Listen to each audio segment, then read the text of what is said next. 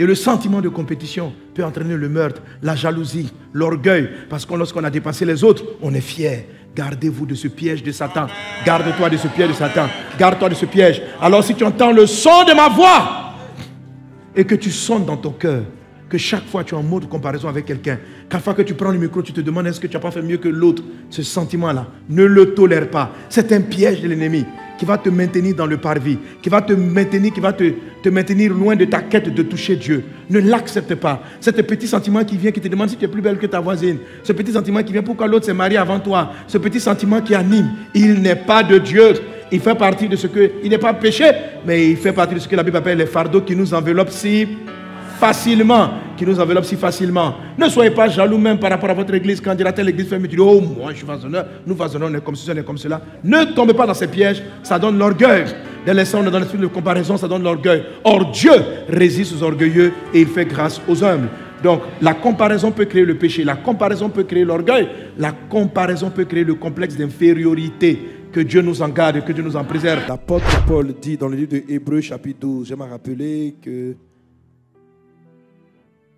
je crois que l'auteur de l'épître aux Hébreux, c'est l'apôtre Paul. Ce n'est pas mentionné clairement, donc c'est un petit débat, mais bon.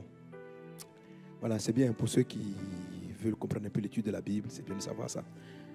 Alors, Hébreux chapitre 12, verset 1, là, comme affiché rapidement, s'il vous plaît, la Bible dit, nous donc aussi, puisque nous sommes environnés d'une si grande nuée de témoins, rejetons tout fardeau et le péché qui nous enveloppe si facilement, amen, et courons avec persévérance dans la carrière qui nous est ouverte. Alléluia. L'apôtre Paul donc dit ici que nous, qui avons été saisis par Jésus, toi qui as été saisi par Jésus, il faut rejeter tout fardeau et tout péché. Donc il y a le péché qui peut t'envelopper. Nous savons que le péché peut nous ralentir, mais il y a aussi des fardeaux. Les fardeaux, ce sont des charges qu'on prend que Dieu ne nous a pas données. Et puis la Bible dit qu'il nous enveloppe très facilement. C'est-à-dire que si tu ne prends point attention, tu ne prends point garde, il y a un faux fardeau, un problème que toi-même tu t'es mis sur la tête qui va t'empêcher de courir et d'atteindre le but. On a dit je vais marcher, je veux courir, je vais aller vers la voie de l'éternité, je vais être intime à Dieu. Mais il est important de faire attention. Ce n'est pas seulement le péché qui nous éloigne de notre destination et de notre quête. Il y a aussi certains fardeaux. Et généralement, les fardeaux sont émotionnels. Ils sont de tout genre. Ils ne sont pas des péchés.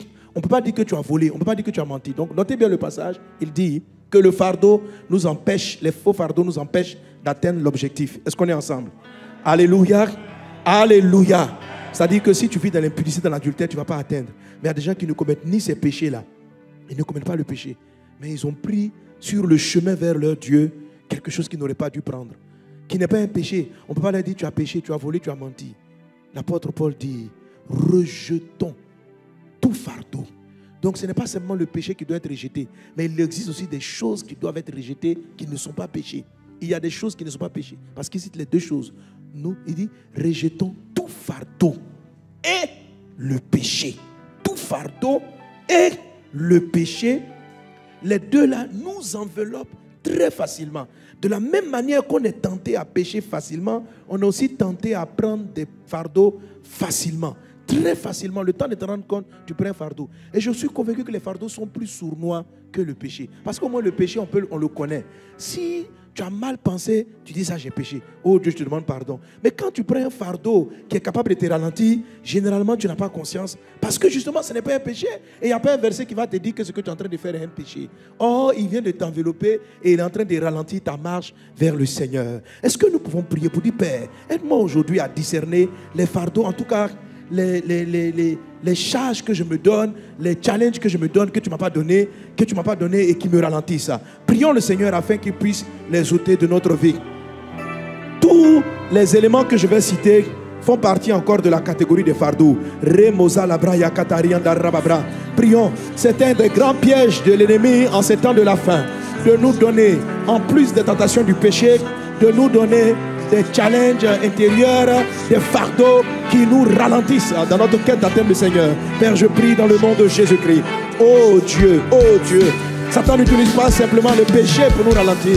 Il utilise aussi les fardeaux pour nous ralentir. Mais nous venons vers toi, afin que toi qui nous décharges, afin que toi qui sais toutes choses, afin que toi qui sondes les cœurs et les reins, que dans ta miséricorde, Tu visites cette maison, tu visites cette église, tu visites ces hommes et ces femmes. Tu nous visites et tu nous accordes la grâce de discerner et d'être libérés de tout ce que tu appelles des fardeaux. Au nom puissant de Jésus-Christ de Nazareth. Merci Seigneur. Amen. Acclame Jésus.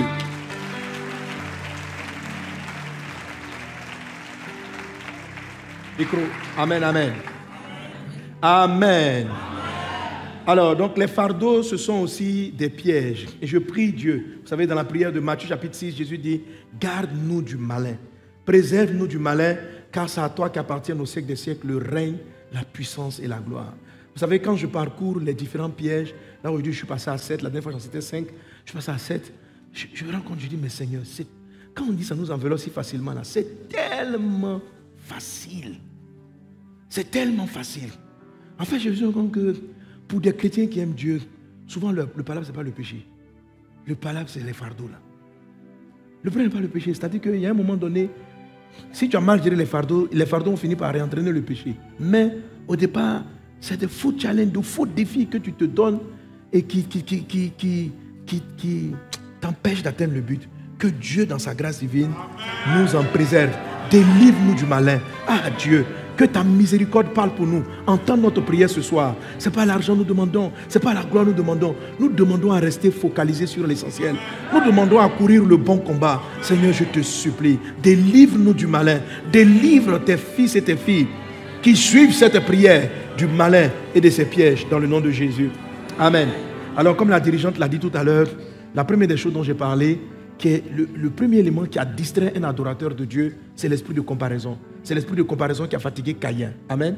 Le premier piège, un des premiers pièges, bon, ce n'est pas dans l'ordre, hein, mais un des premiers pièges, c'est la comparaison. Il faut faire très attention. Lorsque vous lancez, vous sentez dans votre cœur l'esprit de comparaison. De savoir, est-ce que je suis mieux qu'un tel? Est-ce qu'un tel est plus mieux? C'est-à-dire que, est-ce que mon église est plus grande que l'autre? Est-ce que ma prière, je prie mieux que quelqu'un? La comparaison. Dieu est venu, il a apprécié Caïn.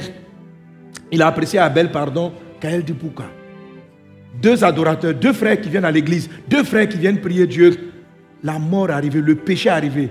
La comparaison n'était pas un péché, mais c'est le meurtre qui a été un péché. Ok? Donc, c'est quoi son faux fardeau? Se comparer avec les gens. Savoir qui est plus grand, qui est le meilleur chanteur, qui chante mieux que qui prêche mieux. Dès que tu es en train de dire, le prédicateur il prêche, et puis quelqu'un te dit, mais par rapport à l'autre. La fille, elle est belle, mais entre elle et puis qui est plus? La comparaison existe dans les enfants, dans la famille. Fais comme ton frère, il est mieux que toi. Il travaille plus à l'école que toi. Comparaison.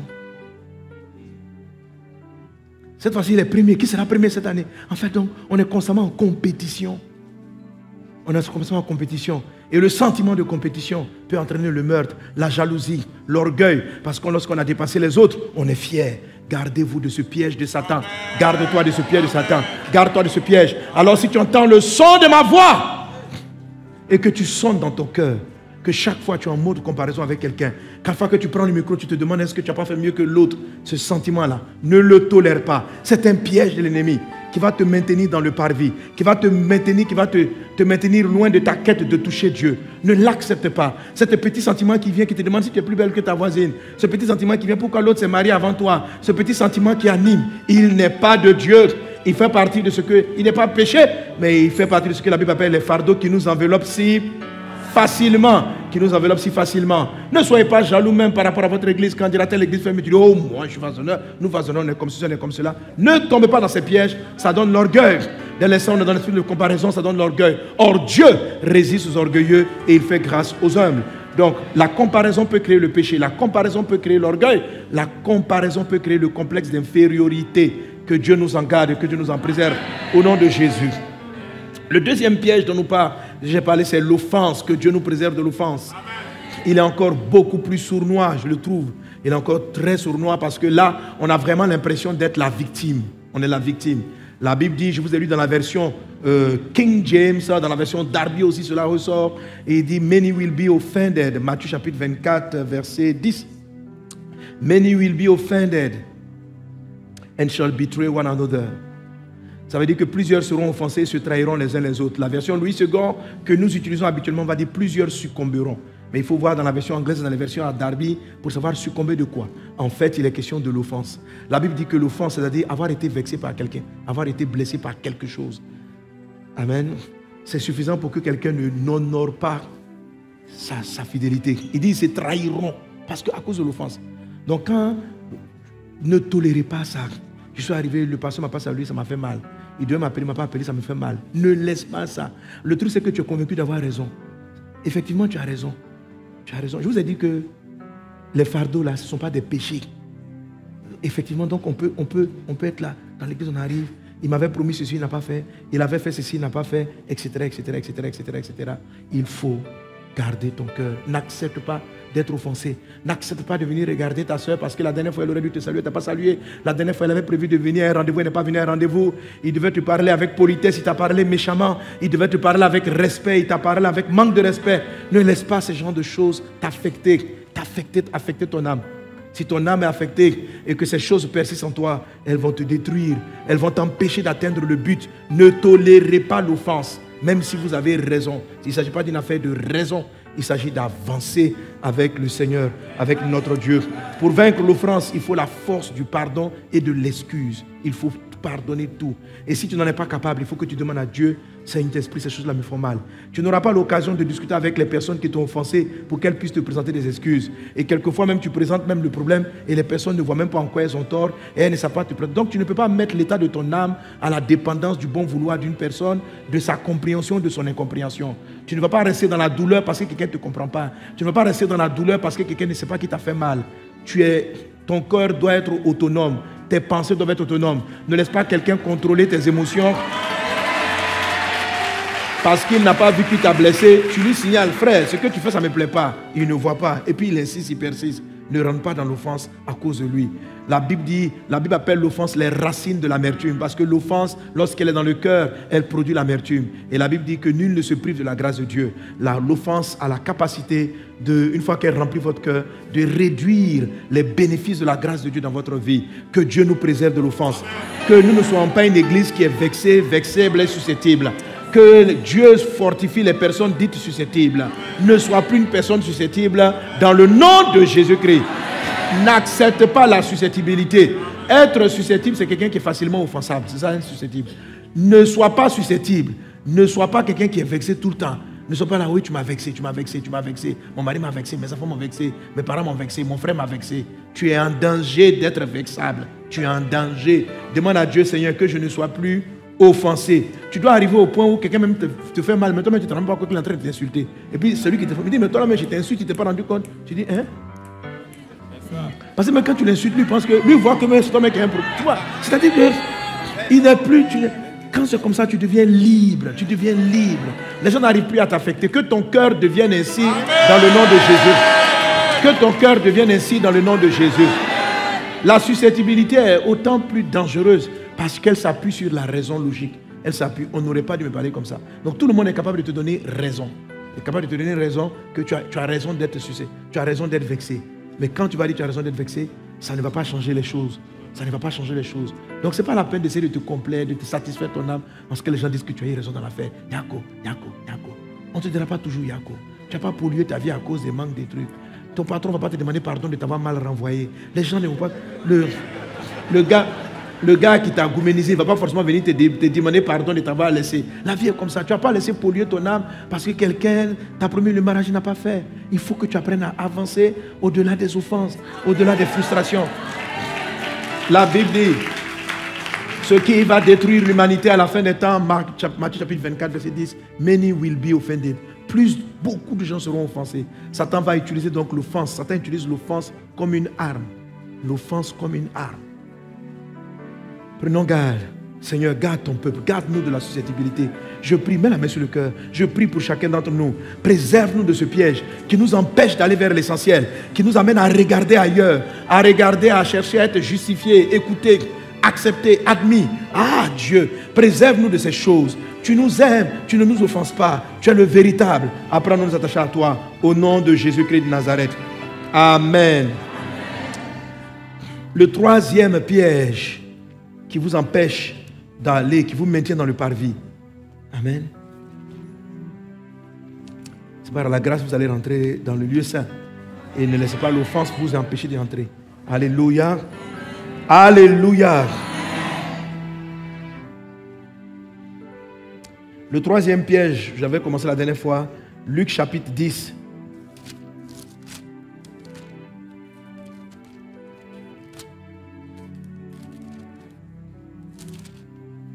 Luc chapitre 10.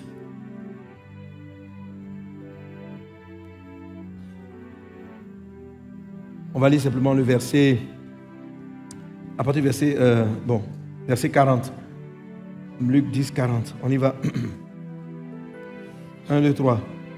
Marthe, occupée à divers soins domestiques, survint et dit, Seigneur, cela ne te fait-il rien que ma sœur me laisse seule pour servir? Dis-lui donc de m'aider. Le Seigneur lui répondit, Marthe, Marthe, tu t'inquiètes et tu t'agites pour beaucoup de choses. Une seule chose est nécessaire. Marie a choisi la bonne part qui ne lui sera point ôtée. Alléluia. Amen. Amen. Un troisième piège que l'ennemi utilise pour empêcher les croyants d'aller, de courir, de toucher Dieu. Un faux fardeau encore. Un troisième faux fardeau, c'est l'excès d'activité, l'activisme. La Bible nous dit, en Marc chapitre 10, verset 40, que Marthe était occupée aux soins, à divers soins domestiques. Nettoyer la maison, nettoyer les toilettes, nettoyer, tout ça là c'est bien. Mais pendant le temps où elle faisait cela, Jésus s'était mis à prêcher. Jésus s'était mis à enseigner. Et sa sœur Marie a préféré s'asseoir à ses pieds pour l'écouter. Donc, entre écouter Jésus ou s'occuper de nettoyer la maison, préparer la chambre où Jésus va dormir, faire la cuisine, que faut-il faire? Alors Marthe est survenue. La Bible dit Marthe survint. Quand Dieu, regardez la phrase même. Marthe, occupée à divers soins domestiques, survint. C'est-à-dire elle a jailli. Amen. On dit, tu t'entends le copier, on dit, le gardien survient. C'est-à-dire il a jailli dans votre truc. Donc Jésus était là comme ça. Aimez-vous les uns les autres. Si quelqu'un a faim, donne-lui à manger. Si quelqu'un est en train de prêcher, puis Marthe est survenu. Coupez la causerie. Maître. Parce que chaque fois qu'elle soulevait une assiette, elle regardait sa petite soeur. Elle a dû passer derrière Jésus.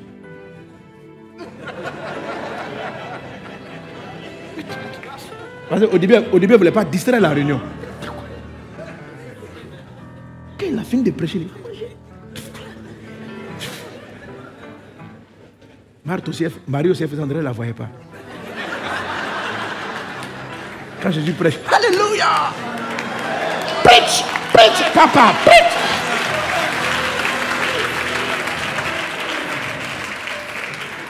Marthe a bougé jusqu'à... Là, maintenant, il faut qu'elle survienne. Elle est venue couper le message net. Maître, parce que si elle s'adresse à Jésus, c'est parce qu'elle s'est déjà adressée à sa soeur. Elle est passée par derrière. Elle a tiré ses cheveux. Elle lui a parlé. Viens, on va faire le truc. Mais il y a quoi?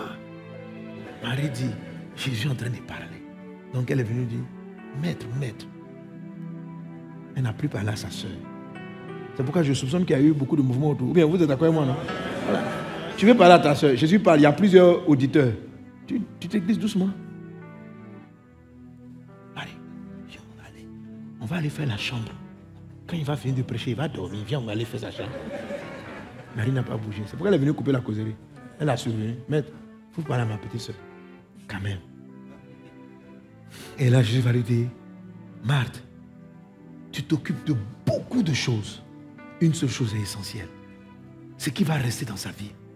Ça veut dire qu'en ce moment-là, Marthe n'était pas en train de faire ce que Dieu attendait d'elle. Marthe faisait des œuvres pour Dieu, mais elle n'était pas là où Dieu la voulait. Et ça, c'est quelque chose qui maintient beaucoup de gens dans le parvis. Il y a des gens qui arrivent à l'église, qui font beaucoup d'œuvres. Mais quand vous observez leur vie spirituelle, elle n'avance pas. Leur communion avec Dieu n'avance pas. Ils sont occupés à surveiller, occupés à ranger, occupés dans les chaises, occupés au groupe musical, occupés. Tellement ils sont occupés qu'ils n'ont pas de communion avec Dieu. Le but du tabernacle, c'est d'entrer en communion avec Dieu. Occupés à s'arranger, comment on va bien chanter. Mais est-ce que vous avez votre relation personnelle? Marie est en train d'avoir une relation personnelle, un moment avec Dieu. Souvent, le service dans la maison de Dieu, peut devenir un faux fardeau. Et ça nous enveloppe très facilement. Je dois gérer ceci, je dois gérer telle réunion, je dois gérer ceci, je dois faire cela. Et on ne se rend pas compte que le moment où Dieu veut nous rencontrer en prière, on n'est pas disposé. Quand Dieu veut qu'on prie, on a sommeil. Quand Dieu veut nous parler dans l'évangile, on est trop fatigué parce qu'on a passé toute la journée à nous occuper de la maison de Dieu.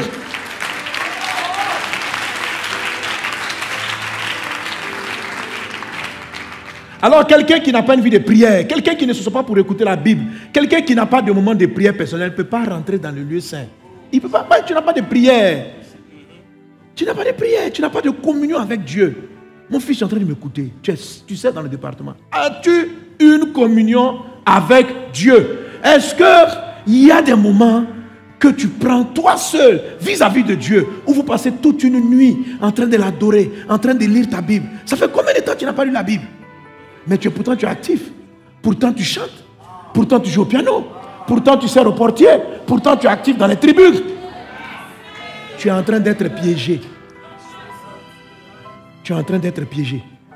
Et sans t'en rendre compte, tu vas te retrouver à la clôture du parvis, tu vas la sauter. Un matin, non, je t'assure, un matin, tu seras surpris de voir comment le péché, après le fardeau qui t'enveloppait si facilement, le péché va aussi t'envelopper facilement. Un homme qui n'a pas de consistance, une femme qui n'a pas de consistance dans la prière, finit par céder. Est-ce que quelqu'un est avec moi? Amen. C'est pourquoi souvent, quelquefois dans l'église, on est étonné de voir des frères qui rétrogradent. Pendant qu'on les voyait actifs à toutes les réunions. En fait, ils étaient à la réunion, mais ils n'écoutaient pas Dieu. Marthe était à la réunion, mais elle n'écoutait pas Jésus. Marthe était au culte, c'était l'église. Les frères qui servaient, qui arrivaient au culte, et par exemple, dans le département, on a dit, bon, il faut servir dans les cultes. Mais en fait, si tu te rends compte, tu ne sers jamais en fait. Tu n'es jamais vraiment en train d'adorer. Tu es toujours dans le parking, sur les voitures. Tu t'occupes des brebis. Mon fils, tu es en danger. Tu es en train de tomber dans le 3e piège. Sinon, tu es déjà dans le piège. Il faut sortir. Mais tu dis, mais je ne suis pas en train de pécher, je suis en train de servir Dieu. Non. Comment peux-tu servir celui que tu n'écoutes pas? Comment peux-tu servir celui que tu n'entends pas? Comment peux-tu servir quelqu'un qui veut te parler? À la fin, l'activité ne sert pas Dieu. L'activité sert à se faire plaisir et se donner l'impression d'être en train de faire quelque chose pour Dieu. Celui qui veut servir une personne, prends le temps de l'écouter. Au moins, tu sauras ce qu'elle veut te dire. Tu as ta patronne, elle ne peut même pas te dire quelle chambre tu dois nettoyer. Elle t'appelle, viens. Non, je nettoie. Viens. Tu as tout nettoyé. Mais maintenant, là, il y avait un truc dans ma chambre, il fallait que tu nettoies. Tu as tellement perdu le temps. Elle va prendre. Il faut écouter Dieu, il faut avoir du temps avec Dieu. Prenez garde. Même lorsqu'on est pasteur ou qu'on est intercesseur, il faut prendre garde. Il y a des moments donnés, Satan peut te distraire avec beaucoup d'activités. Et toi-même, tu n'as pas un temps où tu te mets à écouter Jésus pour voir qu'est-ce qu'il te reproche, qu'est-ce qu'il dit. Marie est en train d'écouter Jésus. Jésus est en train de parler. Il y a un temps pour faire les activités. Mais quand Jésus parle, on s'assoit et puis on écoute. Quand c'est l'heure du message, on s'assoit, on écoute. Non, il y a quelqu'un qui a mal à la tête là-bas. Il y a toujours des gens qui ont des choses. Et si Satan voit que tu es trop occupé, trop affairé, il va te donner des raisons de ne pas t'asseoir pour écouter Dieu. C'est en écoutant Dieu qu'on est rempli de cet esprit. C'est en écoutant Jésus qu'on reçoit les manteaux. C'est en écoutant Jésus qu'on reçoit la puissance. En étant à ses pieds, ne tombez pas dans le piège numéro 3, qui est de vous donner beaucoup d'activités spirituelles et vous éloigner de sa présence et de son intimité. Cela ne veut pas dire qu'il ne faut pas servir Dieu, je sais que vous comprenez très bien. Celui qui sait écouter Dieu saura le servir avec efficacité. Il va le servir et faire ce qui lui est agréable. Là, j'ai parlé d'excès d'activité dans l'église, mais aussi des excès d'activité de la vie de tous les jours, du quotidien. Jésus a dit ceci, une seule chose est essentielle. Marie a choisi la bonne part. Je voudrais que nous puissions prier pour ce 3e sujet.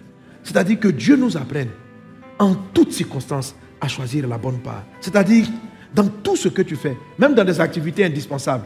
Ce thème-là, je peux le développer encore quand on parle d'occupation. Amen. Tu peux, ça peut te faire, ça peut te créer des problèmes dans ton foyer.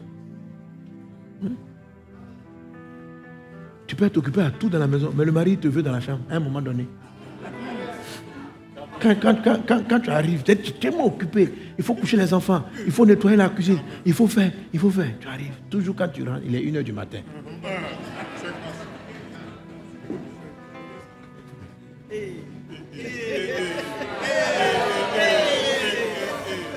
Ça peut te créer des sérieux problèmes. Parce qu'on ne joue pas avec les moments d'intimité.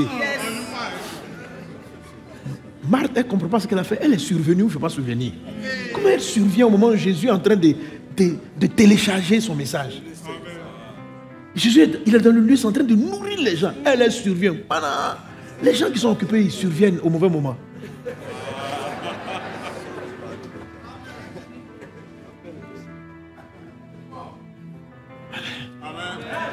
Chaque fois que vous aurez beaucoup de choses à faire, même chez vous à la maison, priez chaque fois Dieu. Seigneur, apprends-moi à choisir l'essentiel. Une seule chose est essentielle. Quand vous êtes très occupé, que l'Esprit t'aide, que l'Esprit nous aide à trouver ce qui est essentiel. Quand on a beaucoup de choses à faire, on a des croisades, on a la gestion de l'église, on a organisé ceci, on a des réunions des départements, ce sont des occupations. Mais parmi elles toutes, il y a quelquefois des choses qui sont essentielles. Si nous tombons dans l'activisme, nous pouvons tellement être épuisés qu'on peut rater nos vies de prière, rater nos moments. C'est-à-dire que quand tu es dans l'activisme, tes forces ne sont pas renouvelées. Quand tu es dans l'activisme, Dieu ne renouvelle pas tes forces. Alors quand tu as fini de faire toutes ces nombreuses activités qui semblent bien, quand tu rentres, tu es trop fatigué pour prier. Et le matin, il y a trop de choses à faire pour que tu puisses prier profondément. Donc tu n'as plus de temps. Marthe, ce sont les activités qui surviennent entre ta vie de prière et ta vie de communion avec Dieu. C'est ça Marthe. C'est-à-dire Marthe survient. Tu es en train de prier. Et puis un dossier survient. Arrête de prier. Va faire ceci. Va faire cela. C'est ça les Marthes. Prions Dieu. Je n'ai pas envie de dire que Dieu nous délivre de Marthe. Marthe c'est une bonne personne. Mais en tout cas, prions Dieu que Dieu nous délivre de l'esprit de Marthe. Au nom de Jésus. Brinda sakatarianda rababrada sorobrada ke. Reda brada sarabrada clarianta rabaso. Roda brada sarabrada clarianta rababa. Reda brada sorobrada larianta rababrada seribrada ka. Oh mon Dieu, apprends-nous à choisir l'essentiel. Apprends-nous à choisir la bonne part. Apprends-nous à choisir l'essentiel. Je te supplie Jésus, délivre cette église, délivre-moi, délivre-nous de toute activité excessive, de toute activité distrayante, même celles qui sont spirituelles. Apprends-nous Seigneur Dieu à choisir l'essentiel. Apprends-nous à choisir la priorité.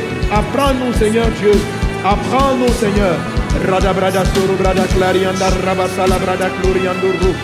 Rebrasara brada clarianda ramasoro brada kele libru. Renda brada soro brada clarianda rababrada soro brada clarianda rababa. Raide brada glorianda rababrada soro brada clarianda ra. Raide glorianda rababrada soro brada clarianda rababrada soro. Raide brada soro brada clarianda rababrada sara brada ka.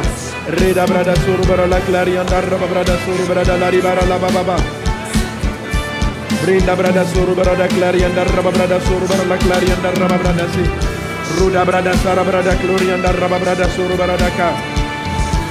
Reda brada soro brada clarianda rababrada soro brada clarianda rababa. Shere brada clarianda rababrada soro brada ke. Riando ruba brada soro brada clarianda rababrada sara brada ka. Renda brada soro brada clarianda rababrada santa la babu. Ruda brada sara brada kendele de bay shakatariando rubaba. Reda brada slarianda la. Ah Dieu des cieux. Seigneur, ce troisième point est tellement sournois que nous ne savons pas souvent discerner, Seigneur Dieu. Et nous ne savons pas choisir la bonne part. Mais ce soir, nous levons nos mains, nous prions, afin que tu nous apprennes à choisir l'essentiel. L'essentiel, notre intimité avec toi, notre communion avec toi, notre vie de prière, t'écouter, rester avec toi, écouter ta parole, laisser ta parole nous transformer. Ne laisse pas l'activisme, les activités, Seigneur Dieu, nous éloigner de l'essentiel. Nous voulons être actifs. Nous voulons être travailleurs. Mais que nous ne versons pas, que nous ne mettons pas la charrue avant les bœufs. Jésus, apporte-nous la grâce de chercher l'essentiel. Dans le nom de Jésus-Christ. Au nom de Jésus. Au nom de Jésus. Que Dieu nous garde. Que le Seigneur étende sa main. Je prie que chacun d'entre vous qui a en ce moment les fardeaux de l'activisme, que Dieu dans sa grâce, t'oriente et te prenne par son bras puissant pour te focaliser sur l'essentiel. Que cette parole te ramène à l'essentiel. Que cette exhortation te ramène à l'essentiel. Qu'au milieu des nombreuses activités de ta vie, au niveau des nombreuses activités professionnelles, que Dieu t'apprenne à faire l'essentiel. L'essentiel avant le secondaire, le prioritaire avant celui qui vient après. Que Dieu t'aide à mettre de l'ordre dans tes priorités. Seigneur, apprends-nous à mettre de l'ordre. Apprends-nous à savoir choisir ce qui est prioritaire. Apprends-nous à savoir investir dans ce qui est prioritaire. Dans le nom de Jésus de Nazareth, nous te supplions. Nous ne savons pas comment faire. Seigneur Dieu, pour nous les humains, ce n'est pas facile. Mais Jésus, tu as été homme. Tu as vécu, c'est pourquoi tu nous fais miséricorde. Accorde-nous ta miséricorde dans cette église, dans cette maison. Je prie, Père. Oh Dieu, nous faisons beaucoup d'activités. À façonneur, évangélisation, les tribus, les choses, Seigneur Dieu. Mais apprends-nous dans tout cela à choisir l'essentiel. À choisir l'essentiel. Et apprends chacun de nous à mettre de l'ordre dans ses priorités. Et à savoir investir dans ce qui est prioritaire. Je m'attends à toi, Jésus. Je m'attends à toi. Je m'attends à toi. Alléluia. Là, c'était combien? 4e. Amen. C'est un peu comme l'offense. Mais c'est juste les soucis. Les soucis. Les soucis. Alors quand je dis c'est un peu comme l'offense, donc la 4e des choses, le 4e piège de Satan, ce sont les soucis. Amen. J'associe dans les soucis tout ce qui est inquiétude dans le domaine des soucis. L'anxiété. Amen. Marc chapitre 4 verset 19.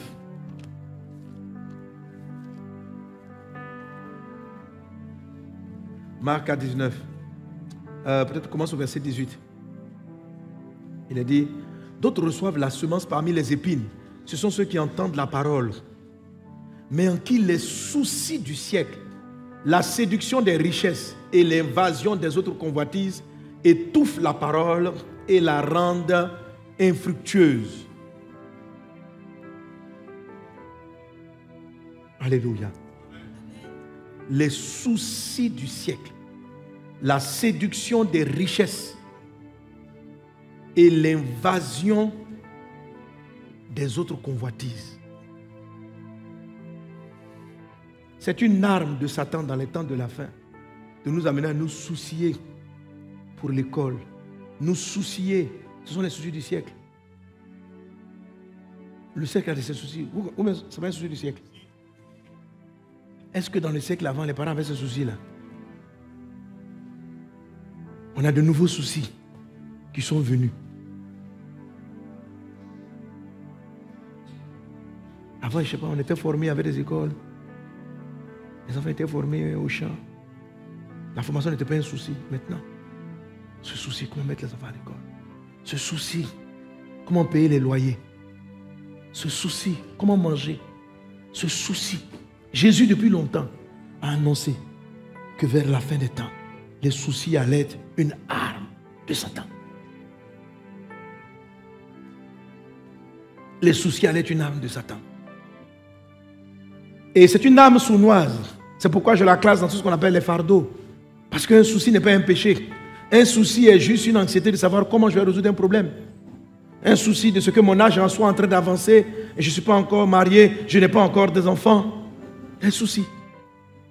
Les soucis. La Bible dit les soucis ont pour effet de rendre infructueux. De rendre infructueuse la semence de la parole de notre vie. Je peux prêcher avec puissance. Les cœurs peuvent être touchés. Mais tellement on se soucie du loyer du lendemain que le message n'a plus d'effet. C'est la raison pour laquelle les personnes qui ont les soucis n'arrivent pas à aller très loin avec le Seigneur. Les personnes qui laissent les soucis les envahir. Les soucis ne doivent pas t'envahir. Peu importe la cause. Jésus explique cela en disant, qui par les inquiétudes peut ajouter une coudée à la durée de ta vie? C'est-à-dire que Est-ce que parce que tu t'es soucié de comment demain j'ai payé mon loyer, est-ce que ça a envoyé l'argent? Est-ce que ça a envoyé l'argent? Est-ce que quand tu te soucies de pourquoi je n'ai pas encore un enfant, est-ce que ça te rend enceinte? Quand tu te soucies de pourquoi tu n'es pas marié, est-ce que le lendemain du souci, tu as un mariage? Donc, le souci ne sert à rien. Il est vraiment inutile. Sinon, qu'à te donner de la tristesse. Il a une seule mission, t'attrister. Il ne fait rien d'autre. Il ne t'apporte rien. C'est-à-dire qu'il ne règle pas le problème.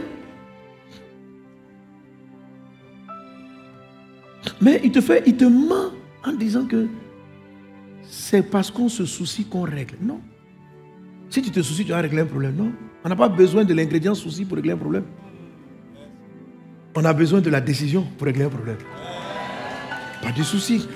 Le souci a un côté négatif dans l'âme. C'est ce côté-là qui dit, tu t'inquiètes, ça va faire quoi? Et demain, mon proprio arrive. Et puis, il ne va pas arriver. Il va venir. Donc Dieu dit, qui de vous, par les inquiétudes, peut ajouter une coudée à la durée de sa vie? Est-ce que le souci là fait avancer la chose? Alors Dieu dit, après avoir fini d'analyser l'inefficacité des soucis, décider de ne pas collaborer avec eux, avec lui. Si tu veux, donne-lui ce que tu l'appelles. Pasteur, j'ai une échéance.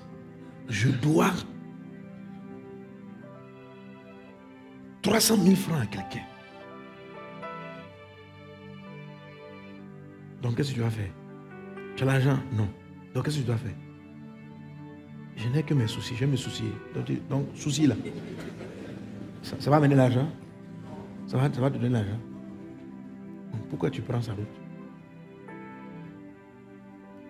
Alléluia. Alléluia. Alors, peu importe la raison pour laquelle nous soucions, les Écritures disent qu'ils ont un effet sur la parole de Dieu de notre vie. Ils ont un effet sur la semence. C'est pourquoi ce sont les pièges. On trouve tellement consolant, on trouve tellement des excuses aux soucis qu'on dort avec eux, on marche avec eux, on fonctionne avec eux. Et on ne sait pas pendant qu'on est en train de fonctionner avec cette chose-là, un piège. Nous sommes en train de tomber dans un piège de Satan qui est de nous empêcher même d'avoir ce qu'on recherche. Parce que le souci va venir s'opposer à la foi. Or, sans la foi, tu n'auras rien. Et le souci même va ne faire qu'amplifier les problèmes. Parce qu'il ne va pas les résoudre. Le souci empêche la parole de Dieu d'avoir son effet. C'est-à-dire quoi? Si une prophétie vient et puis dit ainsi dit Dieu, dans cette année tu vas te marier et que tu te soucies, pourquoi tu n'es pas encore marié? Tu vas rendre infructueuse la prophétie.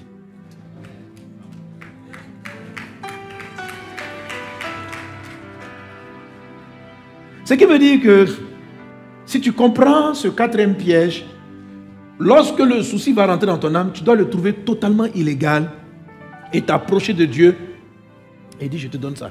Parce que de toute façon, mon âge est en train d'avancer, ça devient un souci. Jésus, tu m'as dit de ne pas me soucier. Je ne sais pas comment on fait, mais je te donne. Qui a des soucis à donner à Jésus ici? Qui a des soucis à donner à Jésus? Vous avez des soucis?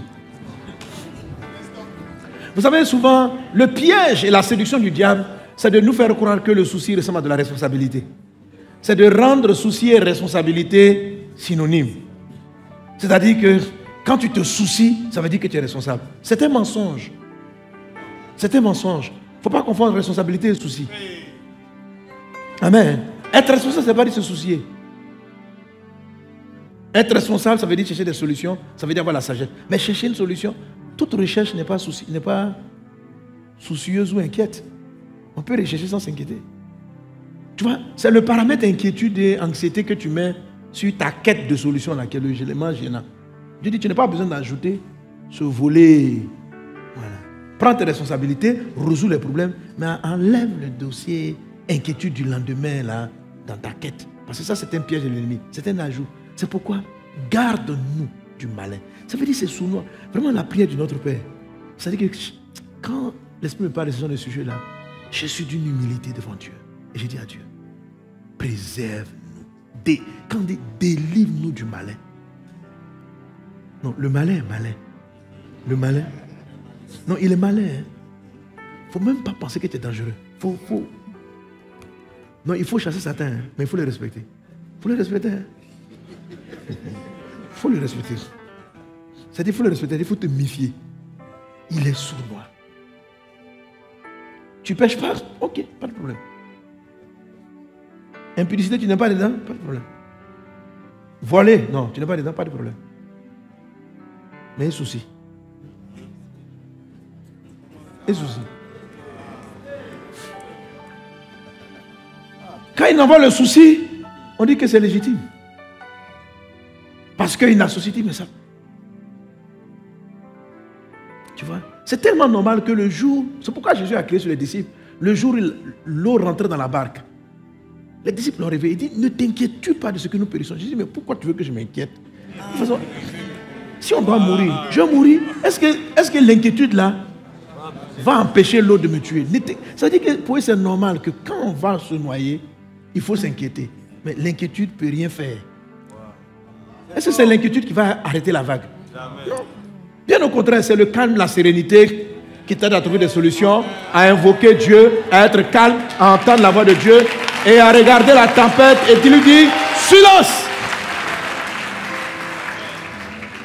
N'associez pas l'ingrédient inquiétude quand vous avez des responsabilités, quand vous avez des solutions à trouver, vous ne savez pas comment les trouver, vous n'avez pas la solution. Si vous mettez l'ingrédient inquiétude, souci dans votre quête de solution, la solution risque de ne pas arriver, la voix de Dieu ne va pas porter son fruit, les promesses de Dieu vont s'arrêter, car les soucis et les inquiétudes rendent infructueuse. Elles rendent infructueuse, elles étouffent la parole de Dieu. Elle ne la tue pas, c'est comme de l'étouffement, elle l'étouffe, elle empêche de respirer. La parole de Dieu n'arrive pas à croître. Que Dieu nous garde et nous préserve des soucis. C'était le 4e piège. On va prier par rapport à cela. Et qu'est-ce qu'on a? On a tellement de passages qui en parlent. Quelqu'un est-il avec moi? Donnez un bon amen à Jésus. Amen. Donnez un bon amen à Jésus. Amen. 1 Pierre chapitre 5 verset 7. 1 Pierre chapitre 5 verset 7. Il est dit, 1 Pierre 5, 7. Et déchargez-vous sur lui de tous vos soucis, car lui-même prend soin de vous. Et déchargez-vous sur lui de tous vos soucis. Alors, ma soeur, ma fille, quand tu as un souci, ne le garde pas. Ce n'est pas une charge que Dieu veut te donner. Amen. Les charges doivent... Seigneur, je commence à m'inquiéter de mon âge qui avance. Je viens te donner ça. Tu peux me décharger? Voilà. Saint-Esprit, je commence à être inquiète parce que je n'ai toujours pas trouvé du travail. Jésus, l'échéance du mois est en train d'arriver. Je ne sais pas comment payer mon loyer. Ça commence à m'angoisser. Ça commence à m'angoisser. Est-ce que vous savez que Jésus aussi a eu des angoisses? Jésus aussi a eu des soucis. Mais ce jour-là, il est monté à Gethsémane et il a prié. Il a expliqué à son Père que lui-même aussi il avait des soucis. Et Dieu a envoyé un ange pour lui donner du réconfort. Donc si Christ a pu avoir des soucis, nous aussi on peut en avoir. Nous aussi parce que nous sommes simplement des humains. Cela peut arriver. Mais ce n'est pas parce que cela est une éventualité qui va arriver que nous devons tolérer cela. Ce n'est pas parce que tous les hommes arrivent à avoir des soucis que nous allons laisser les soucis s'installer. Jésus nous a déjà dit quelles sont les conséquences de ces actions. Tout le monde a des angoisses, de l'anxiété, des soucis. Ça arrive à tout le monde, y compris Jésus lui-même. Mais Jésus nous a donné la solution. C'est que lorsque les soucis arrivent, il faut qu'on les doucecide avec trouver la solution. Et qu'on prenne et qu'on mette Jésus, je me décharge sur toi de mes soucis. Je les mets sur toi. J'ai des soucis avec mon foyer. Ça ne va pas. Je ne m'entends pas avec ma femme. Moi, je mets ça sur toi. Franchement, quand je rentre, je suis à la maison. Maintenant, même j'ai des ulcères. Mon estomac va se trouver bientôt. Je ne sais même pas. Je suis angoissé. Je m'inquiète. Voilà. Je suis toujours là en train de me soucier. Comment va un tel, comment va ma soeur, comment va mon frère, comment va ceci, comment va cela. Je me décharge sur toi. Ensemble, élevons nos voix et appliquons 1 Pierre chapitre 5 verset 7. Déchargeons-nous sur lui et demandons à Dieu de nous donner cette coutume, cette bonne habitude. Brinda sarabrada glorianda raba sarabrada katarabra rianda rababrada surubrada larianda rababra rida brada surubrada glorianda rababrada surubrada la rida brada surubrada clarianda rababrada surubrada kes Brenda brada sara brada lorianta raba brada sere brada le. Rada brada soro brada lorianta raba sere maralaba. Brede brada soro brada kata rababa. Shabrayanda raba sere marala honda rababe. Brenda brada soro brada larianda raba solo makata. Raides glorianda raba brada soro brada lariande le mamo. Roda brada soro brada larianda raba brada sere maralaka. Raides sele makata. Nous nous déchargeons de nos soucis. Père, je prie pour les soucis. Je prie pour tous ceux qui se soucient des échéances financières, sentimentales, maritales, soucis financiers, soucis de santé. Seigneur, nous venons ce soir devant toi, nous décharger selon ta parole de tous nos soucis. De tous nos soucis. Comment trouverai-je l'argent pour faire ceci? Comment trouverai-je l'argent pour faire cela? Que le paramètre souci ne vienne pas s'installer. Cela, nous nous déchargeons sur toi, Jésus-Christ. Que l'ingrédient souci ne vienne pas nous distraire. Nous nous déchargeons sur toi, Seigneur Dieu, de tous ces challenges, de tous ces fardeaux. Brenda Sara Brada Larianda Raba Brada Soro Brada Ketele Debo. Raides Glorianda Raba Brada Soro Brada Lari Barala Soro Baralaba. Raida Brada Soro Brada Glorianda Raba Brada Soro Brada Lari Moronova. Raides Glorianda Raba Brada Soro Brada Glorianda Raba Brada. Roda brada soro brada clarianda rababa. Shara brada glorianda rababrada sere brada larima. Rada brada soro brada glorianda ramama. Au nom de Jésus. Au nom de Jésus. Merci Seigneur mon Dieu. Amen. Alléluia. Gloire à Dieu. Alors, je vais vous donner comme ça quelques petits secrets que moi-même j'applique. Ok? Par exemple, je n'appelle pas un défi problème. Parce que le terme même problème a un coin souci là-dedans. Je préfère l'appeler un défi, un challenge. Parce que c'est comme si défi, je dis j'ai un défi à résoudre. Tu vois, c'est comme si toi-même ça te met en jambe de te battre quoi. Vous voyez non? Hein, tu dois payer un loyer à la fin du mois, l'argent n'est pas là. Si tu viens comme ça, quand tu arrives aux gens, j'ai un problème. Hein, toi-même ton visage là, le souci est venu me prendre. Si tu fais comme ça, j'ai un challenge de loyer. Tu vois ça? Ou bien, j'ai un défi de loyer. Tu sens que tu t'en vas en guerre. Tu es déjà dans un autre. Tu es déjà prêt. Mais quand tu dis, j'ai un problème, j'ai un souci de loyer. J'ai un problème de loyer. J'ai un problème. Tu vois, il y a des mots, le souci est rentré là-dedans en même temps. C'est pas bon. On est tous confrontés, on sera tous confrontés à des défis. Mais ce que Dieu ne veut pas, c'est que tu ajoutes l'ingrédient inquiétude là-dedans. Il faut que tu dissocies le volet tristesse, anxiété là. Tu l'enlèves du challenge. Tu vas voir que tu vas mieux entendre la voix de Dieu et tu vas recevoir plus de sagesse pour résoudre le défi. Mais si tu associes le côté inquiétude, c'est la raison pour laquelle quand vous avez un challenge à résoudre, par exemple vous avez besoin d'argent, vous avez besoin d'une chose, quand vous commencez à prier, si vous sentez dans votre prière de l'anxiété, de l'inquiétude, commencez à traiter avec l'inquiétude. Parce que le problème n'est pas l'exaucement. Le problème, c'est que c'est votre inquiétude qui va vous empêcher d'aller prendre la réponse de Dieu. Donc, quand tu commences à prier, tu restes en prière pour traiter avec l'inquiétude d'abord. Ok? Tu peux continuer à prier pour le sujet. Ah Seigneur, vraiment, je veux marier, mon âge est en train de partir. Mais tu sens que quand tu es en train de prier, tu es anxieuse parce que vraiment... Ça fait 1 an, surtout à ton anniversaire. Chaque anniversaire, les gens disent joyeux anniversaire, joyeux anniversaire. Toi, t'entends? Les années s'en vont, les années s'en vont. Depuis là, tu es galère. Veux-tu mourir dans la galère? Quand la date d'anniversaire arrive, on dit joyeux anniversaire. Toi, c'est pas joyeux, c'est pas joyeux. C'est pas joyeux. Que ton anniversaire soit joyeux. Que tes anniversaires soient joyeux. Amen. Amen. Donc, sachez dissocier l'ingrédient souci de vos responsabilités. Venez dans la prière, c'est normal. Ne vous croyez pas anormaux. Ne vous croyez pas manquer de foi. Non. La foi, le manque de foi, c'est lorsque tu vas persister là-dedans. La foi, c'est lorsque tu arrives et que tu as confiance et tu dis, papa, franchement, cette histoire-là m'inquiète. Mais tu m'as dit de ne pas m'inquiéter. Je veux que tu prennes ce fardeau.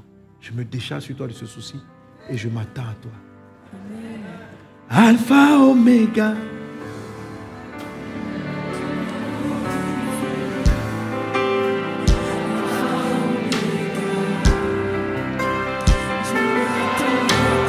Je m'attends à toi.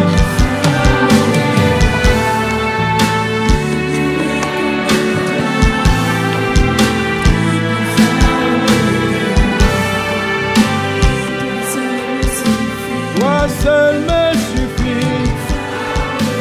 Alpha, Oméga. Dieu de l'impossible. Je m'attends à Alpha, Oméga. Est-ce que tu peux te tenir debout et le dire au Seigneur? Alpha, Oméga.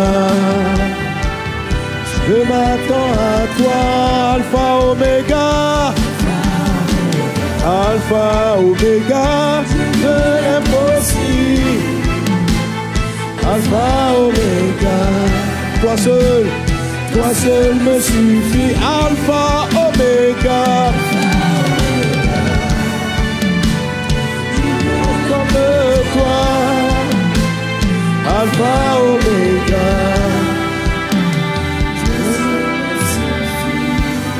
Alléluia. Quelqu'un donne un bon amen. C'était le quatrième piège. Le quatrième. Alléluia. Amen. Le cinquième piège. Alléluia. Amen.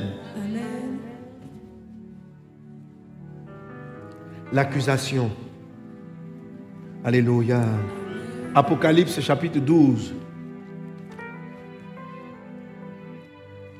Verset 10. Et puis Zacharie chapitre 3 à partir du verset 1. Apocalypse chapitre 12 verset 10. Je peux l'afficher rapidement s'il te plaît. Apocalypse.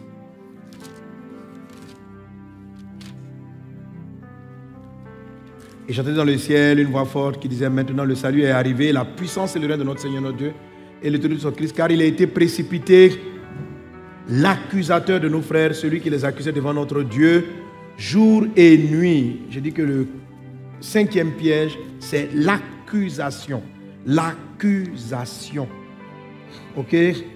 La Bible dit qu'une des caractéristiques de Satan, et c'est marqué comme étant une de ses armes les plus puissantes, c'est l'accusation.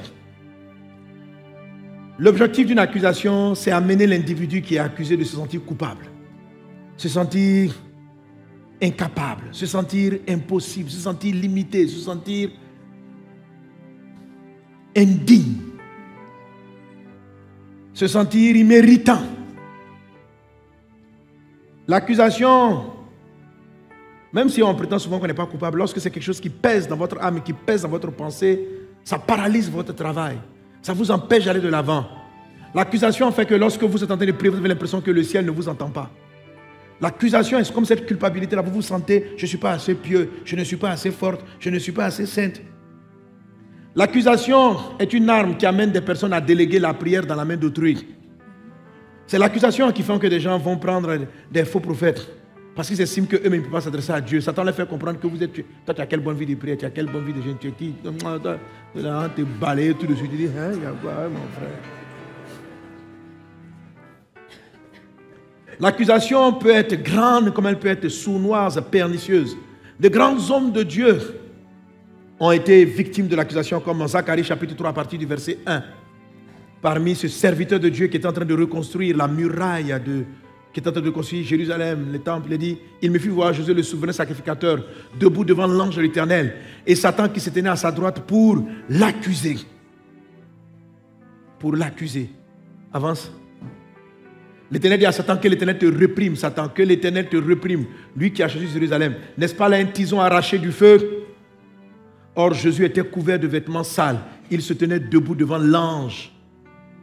L'ange prenant la parole dit à ceux qui étaient devant lui: ôtez-lui les vêtements sales. Puis il dit à Josué: voici, je t'enlève ton iniquité, je te revêt d'habits de fête. De quelle iniquité? Quelle était l'iniquité? Qu'est-ce qui le souillait? Se sentir coupable. Ça souillait son habit. Il était devant Dieu comme un souverain. Dieu était en train de l'utiliser pour relever Israël. Et puis il y avait des accusations, peut-être les gens dans la ville qui l'accusaient de ceci, qui l'accusaient de cela. Satan les utilise. La calomnie est une accusation. Te traiter de comme si de cela, c'est une arme du diable. Lorsque ça vient d'autrui, ça va créer en toi de la colère. Mais pourquoi les gens disent ceci de moi? Il y en a qui ne supportent pas du tout d'être calomniés, d'être critiqués, de ne pas être appréciés. Pourquoi? Parce que c'est une arme de Satan aussi. C'est de l'accusation. C'est de l'accusation. C'est l'accusation qui vient de l'extérieur. On a l'auto-accusation où en fait on laisse l'ennemi s'insérer dans notre esprit et nous paralyser. Josué était paralysé. Josué, le souverain sacrificateur dont nous venons de lire l'histoire, n'arrivait plus à travailler, n'arrivait plus à entreprendre. Parce que peut-être des gens avaient menti sur lui.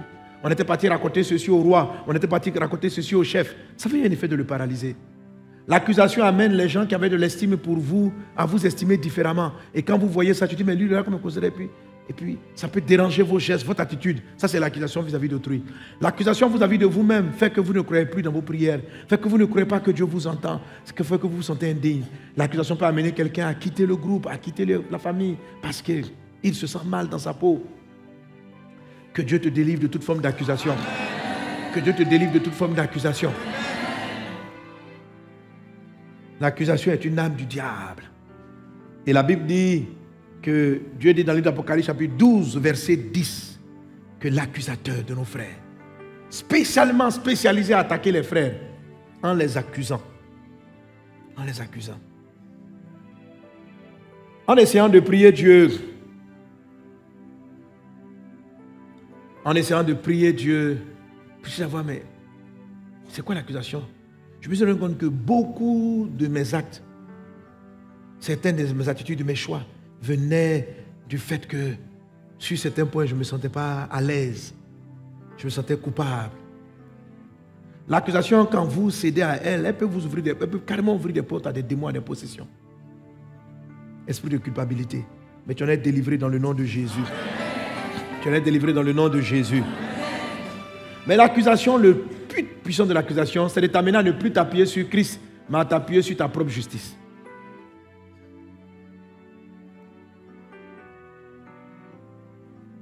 L'accusation a pour but de... Tu te sens incapable, elle t'appuie sur ta propre justice, sur ta propre force de prière, sur ta propre force de jeûne. Par exemple, l'accusation fait que... On dit que non, ce problème-là, il faut jeûner. Satan t'accuse, tu n'arrives même pas à jeûner. Toi, tu ne gênes pas. Tant que tu ne vas pas arriver à bien gêner, tu auras l'impression que tu ne peux pas t'exaucer pour le sujet pour lequel tu pries. L'accusation t'a paralysé et tu n'as plus la foi. Parce que tu crois que tu n'as pas bien gêné. L'accusation fait que il y a des fois, mais tu n'as même plus la foi que Dieu va t'exaucer parce que tu estimes que tu n'as pas prié suffisamment comme il fallait. Tu dis non, pour résoudre ce problème, il faut au moins 4 heures de prière. Frère, tu n'as pas fait les 4 heures de prière, tu as fait 2h30. Donc déjà, même Satan va te dire, t'es petit, 2h30 là. Toi, tu vas aller où? Tu ne sais même pas prier. Tu n'as pas entendu le message du pasteur. Qu'il faut prier, il faut prier, il faut prier. Quand tu te lèves, prie. Toi, quand tu te lèves, tu ne pries pas. Il faut prier, il faut prier. Quand tu te lèves, prie. Oh, l'accusation ne vous crée pas la vie de prière. L'accusation, quand vous savez que ça vient de... Vous savez, quand c'est Dieu qui te fait des reproches, ça produit la repentance et le changement. Quand c'est le diable qui t'accuse, tu ne tues pas la force. Si c'est le diable qui t'accuse pour te dire pourquoi tu n'as pas prié, le lendemain tu n'auras pas la force de prier. Si c'est le diable qui t'accuse pour te dire pourquoi tu n'as pas gêné, le lendemain tu verras que ça ne va pas non plus te donner la force de gêner. Si c'est Dieu qui te dit de gêner et qui te fait le reproche de ne pas avoir gêné, le lendemain il te donnera la force. Parce que quand Dieu t'amène à la repentance, il te donne la force de réaliser. Quand le diable t'accuse, il enlève la capacité de faire ce que Dieu veut que tu fasses. C'est comme ça que vous pouvez discerner que c'est de l'accusation. L'accusation ne vous donne pas des solutions. L'accusation vous met dans une prison. Et vous vous sentez incapable de réaliser ce que Dieu veut et vous vous culpabilisez. Vous êtes dans un cercle vicieux. Vous n'avez pas la capacité, vous êtes dans un cercle vicieux et au fur et à mesure, vous vous sentez disqualifié de la présence de Dieu. Que Dieu nous délivre de ce piège. Alors l'accusation, quand je décris une chose comme étant le lieu saint, ceux qui sont victimes de ce piège de Satan se sentent indignes d'entrer dans le lieu saint. Alors quand je décris, il faut passer l'autel des holocaustes, il faut passer ceux-là, ils ne vont jamais quitter l'autel des holocaustes. Quand ils mettent un pied dehors, mes pensées sont souillées. L'autel des holocaustes a brûlé, donc ils sont là, Dieu les brûle, ils sont là, ils sont brûlés. On dit descends, on va aller dans le lieu saint. Je suis trop pécheur. On dit descends. Dès qu'il descend, le sable a touché. Hier, je pensais, j'ai eu une pensée impure. Restons dans le feu. Que le feu de l'autel de l'Holocauste me purifie. Purifie-moi, Seigneur. Purifie-moi. Dieu dit, je t'ai lavé. Je t'ai purifié. Il faut avancer.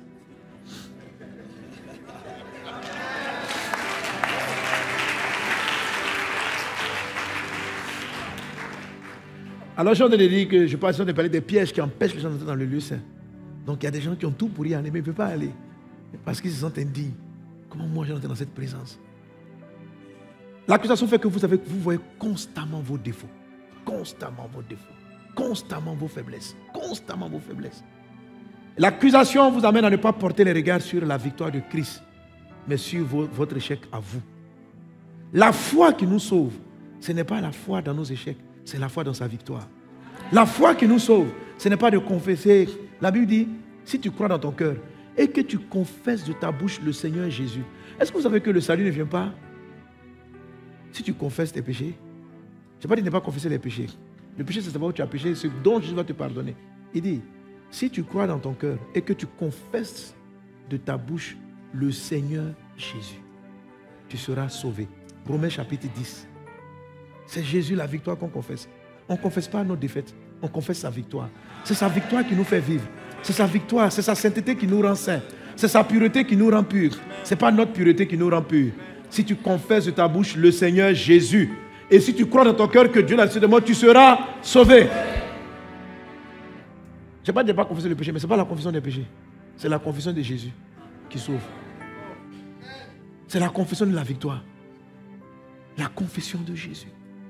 La confession de il m'a sauvé. J'étais un voleur, mais il m'a pardonné. Il m'a sauvé. C'est ça, confesser Jésus. Ce n'est pas confesser, je suis voleur, je suis voleur, je suis voleur. Ça ne sauve pas. Ça culpabilise.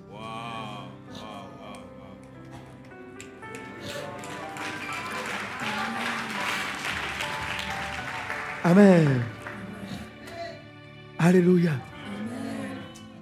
J'étais impudique qui m'a délivré. Son sang m'a lavé. Je confesse Jésus. Et ça, son salut vient me prendre et me sortir de ma boue. L'accusation fait que vous restez constamment dans la confession de vos péchés et que vous ne confessez pas Jésus. Ceux qui sont sauvés, ce n'est pas ceux qui confessent les péchés, c'est ceux qui confessent Jésus. Il y a des voleurs au tribunal, ils confessent qu'ils ont volé, mais ça ne les change pas. Confesser son péché ne délivre pas du péché. C'est confesser Jésus qui délivre du péché. Amen. Alléluia. Est-ce qu'on est ensemble? Si tu confesses tes péchés, il est fidèle pour te les pardonner. Mais pour te sauver, il faut confesser Jésus. Pardonner et puis sauver, ce n'est pas la même chose. Oui, pardonner, je te pardonne. Tu dis, j'ai volé, je te demande pardon. Dieu va te pardonner. Mais ça va te délivrer du vol. Il dit, si tu confesses, tu seras sauvé. Pas pardonné, sauvé. C'est-à-dire, non seulement on efface ton vol, et puis on te sauve du vol. On te sauve du vol. On te sauve de l'impudicité. On te sauve. Alors si tu confesses simplement ta chute dans l'adultère et que tu ne confesses pas Jésus qui a vaincu l'adultère, tu peux rester encore dans l'adultère. La confession des péchés ne sauve pas. Il faut reconnaître ses péchés, mais il faut confesser Jésus. Il faut reconnaître qu'on est pécheur et il faut confesser Jésus. Si tu crois dans ton cœur et que tu confesses le Seigneur Jésus. Confessez le Seigneur Jésus. Confessez le Seigneur Jésus. Confessez sa victoire. Confessez qu'il a vaincu la mort. Confessez qu'il a vaincu le péché. C'est ça qui nous sauve. Pas notre propre justice. Quelqu'un est avec moi? Amen. Sors de la culpabilité de ce piège sournois de Satan qu'on appelle l'accusation. Est-ce que quelqu'un est avec moi? Amen. Donnez un bon amen à Jésus. Amen. Donnez un bon amen à Jésus. Et quand tu confesses Jésus, tu peux dire Romains chapitre 8, verset 1. Regarde ça, Romains 8, 1. Il n'y a donc maintenant aucune condamnation pour ceux qui sont en Jésus-Christ. Romains chapitre 8, verset 32. Lui qui n'a point épargné son propre fils, mais qui l'a livré pour nous tous comme comment ne nous donnera-t-il pas aussi toutes choses avec lui? Tu comprends ça? Il va te donner, il va te donner toutes choses avec lui. On continue. Verset 33. Qui accusera les élus de Dieu? C'est Dieu qui justifie. Tu es un élu de Dieu. Arrête de confesser, je suis un voleur. Tu n'es pas un voleur. Confesse Jésus le Saint. Confesse Jésus le victorieux. Il te prendra de ta vie de vol passé. Il va te laver, il va te purifier, il te sauve. Alléluia. Qui accusera les élus de Dieu? C'est Dieu qui justifie. Continue. Qui condamnera? Christ est mort. Bien plus, il est ressuscité. Il a la droite de Dieu. Il intercède pour nous. Alléluia. Avance encore un peu. Qui nous séparera de l'amour de Christ? Serait-ce la tribulation ou l'angoisse ou la persécution ou la faim ou la nudité ou le péril ou l'épée? Selon qu'il est écrit, c'est à cause de toi que nous, on nous met à mort tous les jours, comme nous regardons comme des brebis dessinées dans la boucherie. Alléluia. Amen. Mais dans toutes ces choses, nous sommes plus que vainqueurs par celui qui nous a aimés.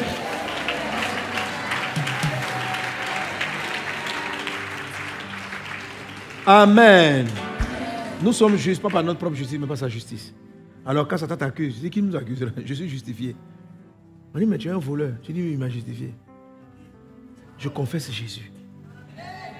Et sa grâce viendra, il te dira à sortir de tes limites, de tes faiblesses, de tes manquements. Ne cède pas à l'arme de la culpabilité. Ça va te démotiver d'entrer dans le lieu saint. Ça va casser ta vie de prière. Quand tu vas te mettre à genoux, tu vas te sentir coupable. Quand tu vas t'élever, tu vas vouloir pour genoux, tu vas dire, demain, tu es un faux type. Ça sert à quoi de gêner? C'est-à-dire que ça va paralyser toute ton énergie spirituelle. Cette âme qu'on appelle l'accusation. Ne vous laissez pas accuser. Est-ce qu'on est ensemble? Bon, on va s'arrêter là. Il reste 2 encore maintenant. Alléluia. Amen, amen.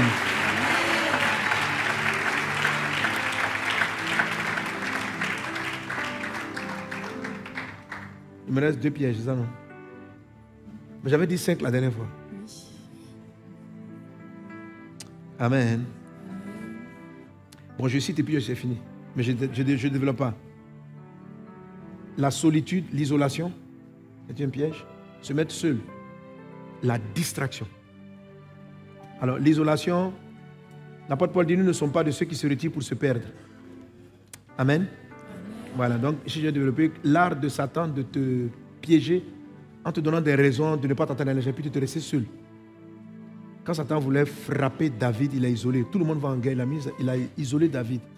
Le péché l'a pris. Quand vous restez seul, vous êtes vulnérable. Ok? Donc si tu es dans le groupe de prière, toutes les armes qui viennent te dire quitte le groupe là, c'est pour te tuer. Nous ne sommes pas de ceux qui se retirent pour se perdre. Hébreux chapitre 10, verset 39. Nous ne sommes pas de ceux qui se retirent pour se perdre. Quand on se retire du groupe de louange, on se retire du groupe de prière, on se retire de la fraternité des frères. Quand on s'isole, Genèse 2, 18, il n'est pas bon que l'homme soit seul. Donc, ne tombe pas dans ce piège-là. Très souvent, on arrive vers le lieu saint parce qu'on va ensemble, on est encouragés les uns les autres. Amen. Et j'ai dit quoi? J'ai dit l'isolation, pardon, c'est l'isolement, excusez-moi. L'isolement. Pas l'isolation, isolement. Amen. Il ne faut pas être isolé. Ok? Il faut toujours venir à l'église. N'abandonnez pas votre assemblée. C'est un piège de Satan de faire que non, tu vois, moi je vais faire chrétien à la maison, chrétien à domicile. C'est une erreur. Il n'y a pas cours à domicile, il n'y a pas chrétien à domicile. Ah, c'est les gens que Satan veut tuer là. Faire chrétien à domicile, chrétien en ligne. Je suis vase donnant en ligne. Soyez bénis les vases donnant en ligne. Merci à l'église à côté, venez à l'église. L'isolement, amen. Et puis, 7e chose, la distraction. Luc chapitre 17, verset 27 à 31. Amen. On va se tenir debout, on va prier pour ça. La distraction, là, le passage que je lis, Luc 17 là, il parle de, il dit, avant que je n'arrive, les gens se mariaient leurs enfants. Il ne cite rien de mauvais. Il dit les gens se mariaient leurs enfants. Ils étaient dans la vie quoi. Et puis Dieu est revenu, c'était la fin du monde. Et puis ils sont restés. Il dit, j'ai fait quoi? On dit, tu aimais trop te marier. Hein? Dans le passage, Luc 17, 31, il commence, après il dit ne sois pas comme la femme de l'autre qui a juste regardé en arrière, tout ça. Et puis il dit, voilà, en ce jour-là, il arrivera apparemment au temps de l'autre. Les hommes mangeaient, buvaient, achetaient, vendaient, plantaient, bâtissaient. Puis le jour où l'autre rentra, voilà, il a plu. Donc, dans tout ce qu'on a cité là, qu'est-ce qu'il y a de mauvais? Amen. Il faisait quoi? Attends, on va dire, il faisait quoi? Les gens mangeaient. On n'a pas dit ils péchaient. Hein? Ils mangeaient. Ils buvaient. Ils achetaient. Ils vendaient. Ils allaient au champ. Ils construisaient leur maison. Et la fin du monde les a surpris. Donc, c'est ce que j'appelle la distraction. C'est-à-dire qu'il y a beaucoup de bonnes choses. Ce n'est pas l'extraction que tu es content. J'ai 3 champs. J'ai construit ma maison à Assini. Et puis tu es occupé. Tu dis, est-ce que ça dit qu'il ne faut pas faire ça? Si, il faut. Mais il ne faut pas perdre de vue. On s'en va au ciel, frère. Amen. Non, vous n'avez pas remarqué que les chrétiens ont oublié le ciel. Vous n'avez pas remarqué ça? C'est-à-dire, si Jésus revient là, il y en a même qui vont dire à Jésus, s'il te plaît, pourquoi? Moi-même, mes enfants, je dis, si Jésus vient demain, et ils vont lui dire, s'il te plaît, je ne suis pas encore marié. C'est ça qu'on dit là. Les gens se mariaient. Les gens se mariaient. Les gens se mariaient. Les gens mangeaient. Les gens buvaient. Et j'aurais voulu que dans le passage, il dit, avant que le jugement arrive, les gens volaient, les gens trichaient, les gens tuaient, les gens étaient des criminels. Non, on parle des actes de la vie normale. Pour dire qu'ils étaient dans une normalité normale. Mais ils ne sont pas allés au ciel. Donc quand tu es très normal, mais que tu ne t'occupes pas de l'essentiel, des choses de Dieu, tu n'as pas de soucis, quoi. Tu n'as pas de soucis, tu manges, tu bois. Ça, ce n'est pas les soucis. Et tu es occupé avec ton champ. Est-ce que ton champ a produit? Tu es occupé, quoi. Tu es occupé. Mais dans tout ce qu'il faisait là, on ne dit pas les gens priaient. On ne dit pas les gens allaient à l'église. C'est-à-dire qu'ils n'allaient pas à l'église. Ils ne priaient pas. Mais ils étaient occupés, ils construisaient. Ils ont 3 maisons. Je viens de finir ma 2e maison. Alléluia. Voilà. Ils ont les petits pasteurs à domicile. Prie pour moi. Je vais construire ma prochaine maison. C'est-à-dire, mais servir Dieu, là, ce n'est pas dans leur programme. S'investir dans le royaume, ce n'est pas leur programme. Chercher le royaume, ce n'est pas leur problème. C'est la vie sur la terre. Construire, bâtir, acheter, manger. Oh, demain, mon enfant se marie. Mon premier, mon 2e. Tous mes enfants sont mariés. Alléluia. Dieu va te surprendre. Donc, c'est ce que j'appelle la distraction des temps de la fin. Que Dieu nous aide. Que Dieu nous aide. Que prions Dieu. Prions par rapport à ces derniers points. Merci Père pour ta grâce divine. Je prie afin que, Père, nous apprenions à rester ensemble. L'isolement est un piège. Garde ton peuple aussi, Seigneur Dieu. C'est vrai que tu nous apprends à bâtir, tu nous apprends à réussir. Mais ne tombons pas dans le piège, Seigneur Dieu, de réfléchir à comment réussir sur la terre en oubliant les choses qui sont essentielles. Donne-nous de ne pas être distraits. Préserve-nous de cette piège de l'ennemi. Qu'il en soit ainsi dans le puissant et précieux nom de Jésus. Merci Seigneur. Amen. Tu es béni au nom de Jésus. Alléluia. Alors, voici donc les 7 pièges. L'esprit de comparaison, l'offense, l'excès des occupations, les soucis, avançons, les accusations. Tu peux mettre au pluriel au lieu de mettre l'accusation, les accusations, la solitude, l'isolement, la distraction des temps de la fin. Les distractions des temps de la fin. Que Dieu vous bénisse abondamment. Retenez ces choses. Priez avec les versets qu'on a donnés et demandez la grâce de Dieu, que Dieu nous garde du malin. Ce sont des fardeaux qui nous enveloppent si facilement. Et le temps qu'on comprenne, Jésus est de retour. On ne s'est pas occupé des choses qui sont essentielles. On était tellement inquiets, tellement on était occupés à construire nos maisons, à faire réussir nos entreprises, tellement on est occupé à beaucoup de choses qu'on reste, on manque de vue les choses qui sont essentielles. Merci Père pour tes bienfaits.